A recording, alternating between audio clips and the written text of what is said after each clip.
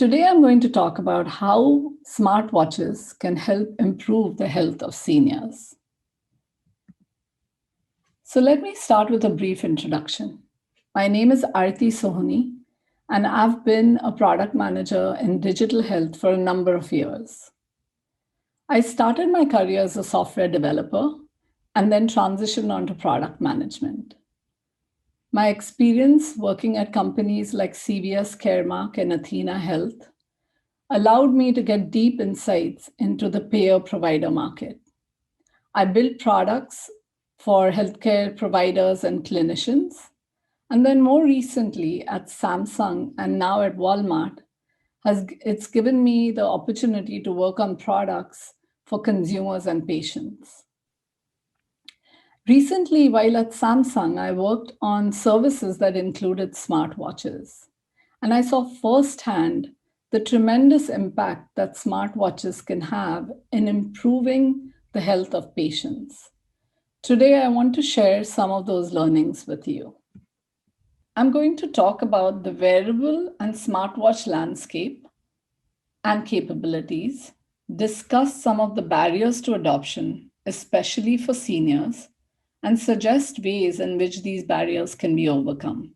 Finally, I'll conclude with some solution considerations to help build a solution that is designed from the ground up for seniors. So let's take a look at the rapidly expanding market of wearables and the different kinds of sensor technology that enable these wearables. There are many types of sensor products, like sensors that track your brain waves to help diagnose epilepsy, ECG sensors that record your heart rhythms to detect irregularities, blood pressure sensors that allow you to track your blood pressure, continuous glucose monitoring sensors to help you track your blood sugar levels in real time, and motion sensors to track your movement. There are also different types of skin sensors to allow you to track your exposure to UV, pollution, pollen, and humidity. Now, taking a look at the wearable sales in the past few years, you can see that smartwatches and wristbands make up the lion's share of sales in the wearable market today. And the trend looks like it'll continue to grow exponentially in the future. Smartwatches are now packed with sensors that allow tracking of things like steps, heart rate, motion, speed, temperature, blood oxygen levels, blood pressure, and the list just goes on. Samsung recently introduced a blood pressure monitor on their Galaxy Watch 3, and Apple announced a blood oxygen application on their latest Series 6 watch. All of these sensors lend themselves to increasing health-related capabilities in the smartwatch.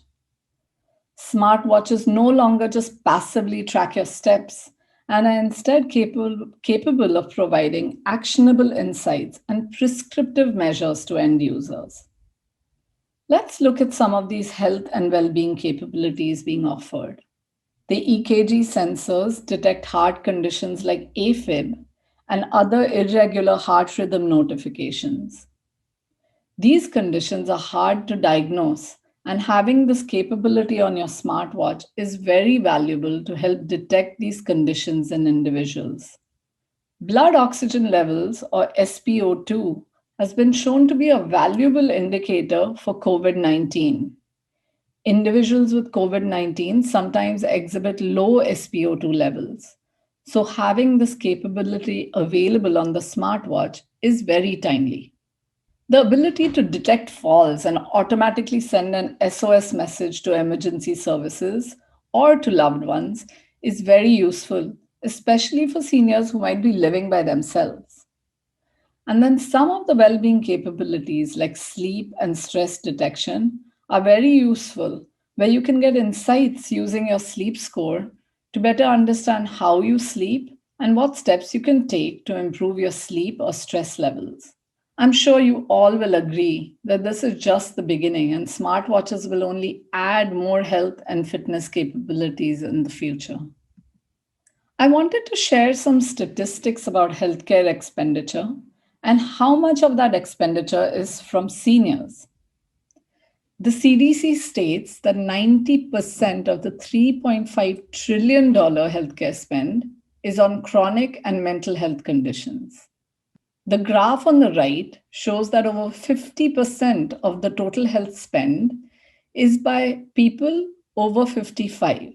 So, if seniors can successfully utilize the health capabilities of smartwatches to help manage their chronic conditions, the benefits on both the health outcomes and the health expenditure are immense.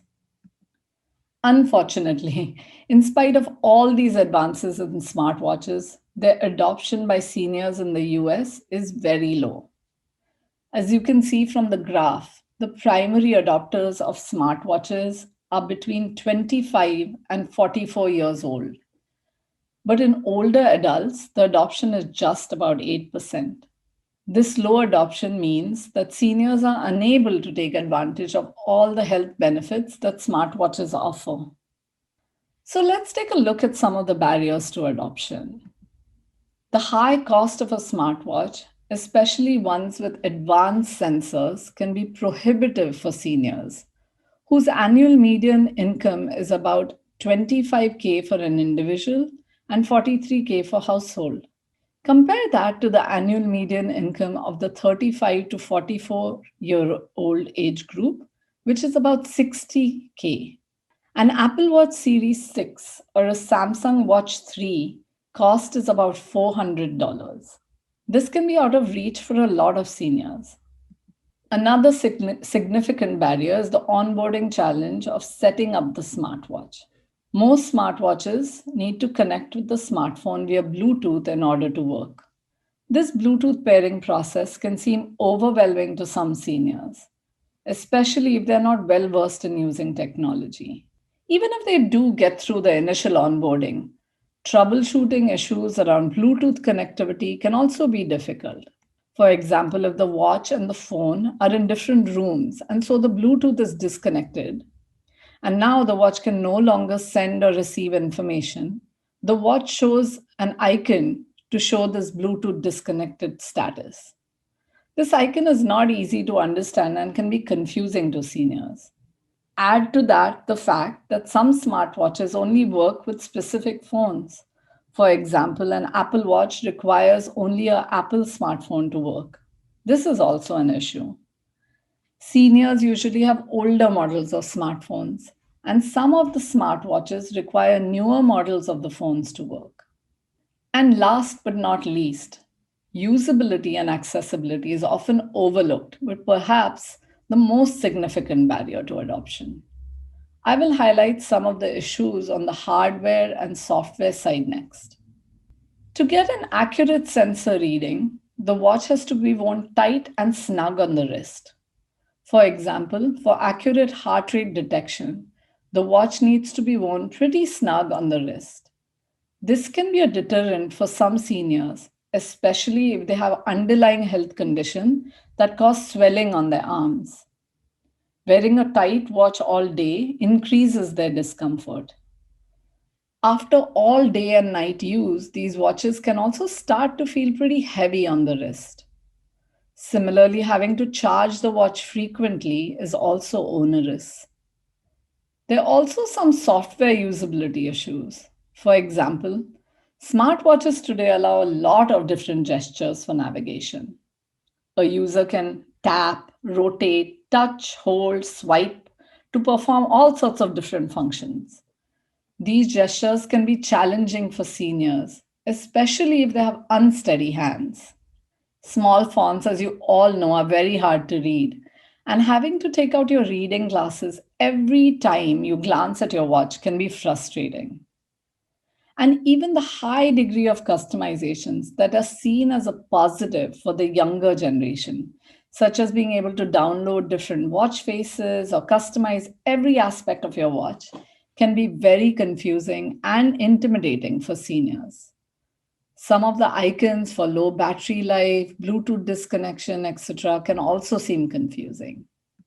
So, now that we've spent some time talking through some of the barriers, let's talk about ways in which we can overcome these. We talked about how the cost of smartwatches is a significant barrier. Lately, some of the healthcare stakeholders have started recognizing the impact of smartwatches in improving health outcomes and, in turn, reducing healthcare costs. Due to this, some health insurance companies have started covering the cost of smartwatches. Some recent examples are private Medicare plan Devoted Health announced that they'll cover Apple Watch as a benefit for all their members. Blue Cross Blue Shield partnered with Fitbit to offer Fitbit devices to over 60 million of their members. And Kaiser Permanente provided their patients Samsung smartwatches for home based cardiac rehab therapy. I'm hopeful that this is just the beginning and we'll continue to see this trend where at least part of the cost of the smartwatches will be covered by insurance companies in the future. Most of the smartwatches are now LTE connected, so they don't require Bluetooth to send and receive information and instead use cellular networks. Due to this, the smartwatch is now no longer tethered to a specific smartphone for connectivity. This completely takes away all those Bluetooth related onboarding challenges. Seniors just have to turn on their smartwatch and they're ready to go. Apple and Samsung now offer cellular enabled smartwatches as well. On the hardware side, there have been a lot of advances to improve usability. There are now many types of wristbands available with a variety of options in the material and clasp designs. For example, Velcro bands are very easy to wear. With the introduction of new materials like titanium being used, new versions of smartwatches continue to get lighter and thinner. The Apple Watch Series 6, for example, is about 11% thinner than the Series 3. Battery life has also considerably improved, where some smartwatches like the Fitbit Versa 3 don't need to be charged for up to 6 days. On the software side, a lot of the usability and accessibility issues can be resolved by creating smartwatch applications that are built purposefully for specific use cases and designed with seniors in mind. For example, an application built for a remote rehab solution should be designed differently from a smartwatch application which is built to manage high blood pressure. Using a wearable management solution, the smartwatch can be customized to limit the functionality in order to add simplicity. So, only the features that are relevant for the use case are available on the watch. For example, text messages and email alerts can be blocked, gestures on the watch can be controlled, and the experience on the smartwatch can be personalized for that specific use case. Finally, now that you've identified and built a custom application for a specific use case, tying it all together in a solution is the last piece of the puzzle. Providing a solution that includes frictionless onboarding, customer support, and remote monitoring can help significantly with adoption and also improve health outcomes. An end to end solution might include packaging the watch such that it is customized for the specific service and shipped directly to the consumer's home. The onboarding and out of box experience must also be frictionless. Having access to a customer support team that is trained in working with seniors and shows empathy in their interactions has been shown to make a big difference in adoption. And finally, building a remote monitoring solution where seniors know that the information that is collected and tracked on the watch is being reviewed and monitored by a trusted person is key to ensuring that they continue to wear the smartwatch regularly. In conclusion, I want to reiterate that with the right, thoughtful approach in building smartwatch applications and solutions, seniors will continue to adopt smartwatches and will be able to take advantage of the healthcare capabilities offered. Thank you so much for your time today, and I hope you enjoyed this presentation.